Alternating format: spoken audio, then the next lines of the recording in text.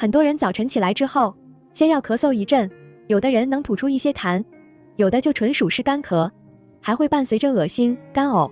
这就是我们常说的慢性咽炎。跟大家分享一组穴位，能够宣肺理气、止咳化痰，让嗓子慢慢变得清爽起来。我们还要找一个足少阴肾经上的穴位，叫做照海穴。照海穴呢，具有非常好的滋阴润燥的作用。它在我们脚踝的内侧，这里呢有一个内踝骨突出的骨头，脚踝内侧内踝骨的高点，也就是内踝尖上，向下找到内踝尖下的凹陷处，这里呢就是照海穴的位置。找到照海穴呢，同样也是用点揉法，用拇指的指尖用力的向下按。